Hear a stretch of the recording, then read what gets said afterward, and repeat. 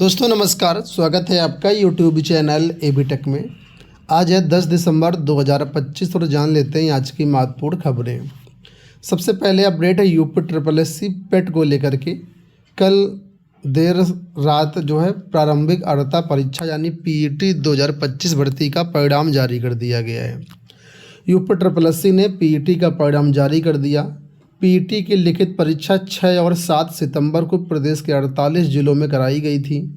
इस परीक्षा के लिए 25,31,996 यानी कि लगभग 25,32,000 छात्रों ने फॉर्म भरा था, जिसमें करीब 5,88,000 छात्र अनुपस्थित रहे। शामिल अभ्यर्थियों का स्कोर अब जो है वेबसाइट पर अपलोड कर दिया गया है। आपको बता दें, इस भर्ती परीक्षा में 19,43,000 अभ्यर्थी क्वालिफाई हुए हैं और इनको 3 वर्ष के लिए स्कोर कार्ड दे दिया गया है। जो स्कोर कार्ड होगा 3 साल के लिए मान्य होगा।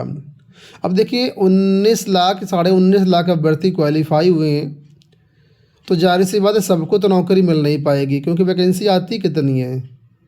3 सालों में ज़्यादा वैकेंसी आएगी तो 1 लाख आएगी, बहुत ज़्यादा आएगी, तो बाकी 18 लाख तो बाहर है ही। तो इतनी बेरोज़गारी है, आप समझ सकते हैं कि पेट क्वालिफाई करने से भी कुछ नहीं हो रहा है।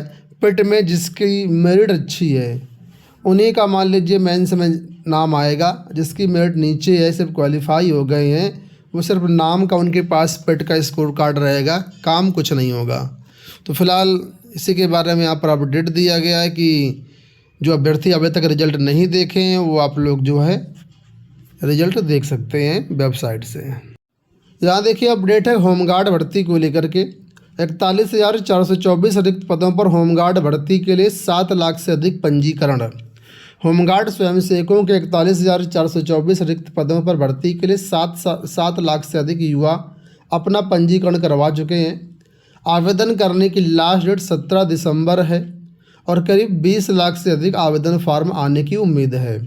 अंतिम सप्ताह में ऑनलाइन पंजीकरण की जो है संख्या में तेज़ी से वृद्धि होने की उम्मीद है।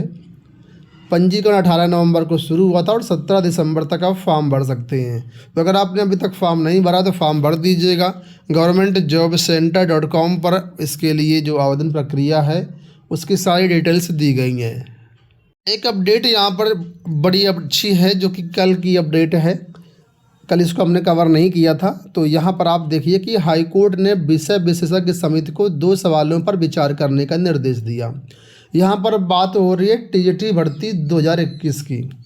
टीजीटी भर्ती 2021 में बताया गया है कि 2 क्वेश्चनों पर विवाद है, इस वजह से यहाँ पर छात्रों ने आपत्तियाँ डाली थी और हाईकोर्ट ने कहा कि सरकार और आयोग इस पर विचार करे और उसके बाद जो आगे की प्रक्रिया है उसमें देखा जाए क्या होगा। तो कुल मिलाकर के 2 क्वेश्चनों पर जो विवाद है, इसमें क्या चीज़ें निकल के आती हैं सामने। अब मैं थोड़ा डिटेल से इसको कवर कर देता हूँ। इलाहाबाद हाईकोर्ट ने टीजीटी भर्ती 2021 के 2 सवालों के गलत उत्तर का मामला विषय विशेषज्ञ समिति को सौंपने का निर्देश दिया है। साथ ही कहा है कि समिति की रिपोर्ट के आधार पर अधिक अंक पाने वाले याचियों को प्रक्रिया में शामिल किया जाए। ये भी कहा कि इसका असर चयनित व नियुक्त अध्यापकों पर नहीं पड़ेगा। यह आदेश न्यायमूर्ति सौरभ श्याम शमशेरी की एकल पीठ ने प्रयागराज के कृष्ण कुमार सहित कई अन्य याचिकाओं को निस्तारित करते हुए दिया है। 2021 में उत्तर प्रदेश माध्यमिक शिक्षा सेवा चयन आयोग ने विभिन्न विषयों के टीजीटी भर्ती का विज्ञापन निकाला था। परीक्षा के बाद 10 अगस्त 2021 को उत्तर कुंजी जारी की गई।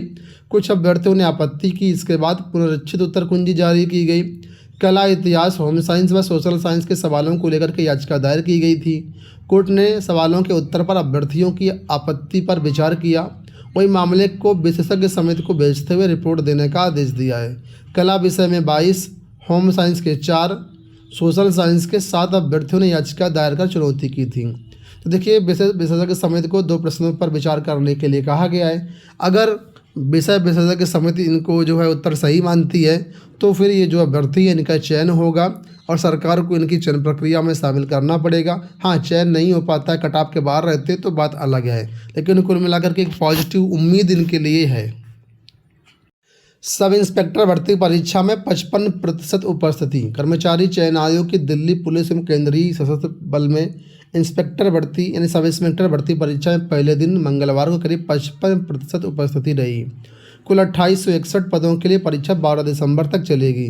तो जो एसएससी सब इंस्पेक्टर भर्ती के तहत है ये बात है, और इसमें जो है इतनी उपस्थिति रही है। बिहार से अपडेट है कि राज्य में 3 नए विभाग बने, 3 के नाम बदले। मंत्रिपरिषद ने 19 एजेंडों पर लगाई मुहर, एमएसएमई निदेशालय गठित। तो कुछ 3 के नाम बदल दिए गए हैं और कुछ के जो है नए विभाग बने हैं।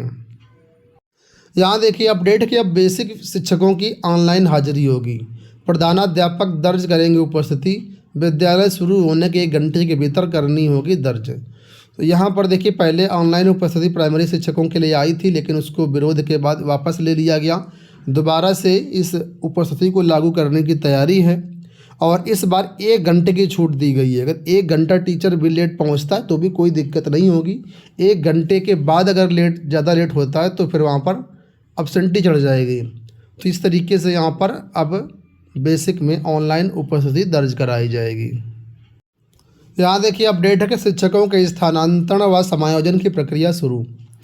शिक्षा मित्रों के वर्षों से लंबित मांग मानते हुए बेसिक शिक्षा विभाग ने उनके स्थानांतरण और समायोजन की प्रक्रिया शुरू कर दी है। सभी जिलों में शिक्षा मित्रों से विकल्प लेकर के उनकी नई तैनाती तय की जाएगी। पहले चरण में हर शिक्षा मित्र से सरल प्रारूप में विवरण लिया जाएगा कि वे वर्तमान विद्यालय में रहना चाहते हैं या अपने मूल तैनाती वाले विद्यालय में जाना चाहते हैं, उनकी वैवाहिक स्थिति क्या है, और विवाहित महिला शिक्षा मित्रों के लिए पति के जिले में तैनाती का विकल्प भी शामिल होगा।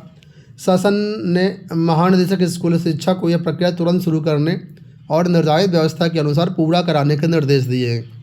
तो शिक्षा मित्र जो है दूर विद्यालयों में, तो अब उनके लिए ये प्रक्रिया शुरू की गई है कि अगर आप चाहें तो मूल विद्यालय में जा सकते हैं, या हस्बैंड के साइड जो भी स्कूल है वहाँ पे जा सकते हैं, या वर्तमान में जहाँ पर भी हैं वहाँ पर भी रह सकते हैं।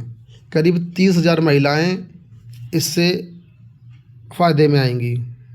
अंत में बात करेंगे ईएमआरएस भर्ती परीक्षा के बारे में। आप लोग जानते हैं ईएमआरएस की एग्ज़ाम सिटी जारी कर दी गई, एडमिट कार्ड आने वाले हैं, लेकिन बहुत सारे छात्र परेशान हैं, उनका एडमिट कार्ड या एग्ज़ाम सिटी चेक नहीं हो पा रहा है। क्या करें, फॉर्म सही भरा था, फीस वगैरह सब कुछ पेड किया था। तो कल एक छात्र ने हमारे पास अपनी डिटेल्स भेजी थी, तो उनको हमने चेक किया सारी डिटेल्स। तो अब देखिए समस्या कहाँ पे आ रही वो देखिए, मैंने सिक्योरिटी पर्पज़ से यहाँ पर डिटेल्स ब्लर कर दी हैं। तो यहाँ पर देखिए जब हमने इनका चेक किया एग्ज़ाम सिटी, तो यहाँ पर नीचे एरर आ रहा है। एरर ये लिखा है, your advance city can not be generated due to pending image discrepancy. यानी कि आपने जो फ़ोटो अपलोड की है उस फ़ोटो में भिन्नता के कारण आपकी एडवांस सिटी जारी नहीं की गई है। और यहाँ पर आगे लिंक दे दिया गया, click here to remove image discrepancy. यानी कि इस लिंक से जा कर के आप अपनी जो इमेज की भिन्नता है, इमेज संबंधी प्रॉब्लम है, उसको सही कर दीजिए, आपके एग्ज़ाम सिटी आ जाएगी। तो हो सकता है और भी बहुत सारे छात्रों के पास ऐसी समस्याएं हों।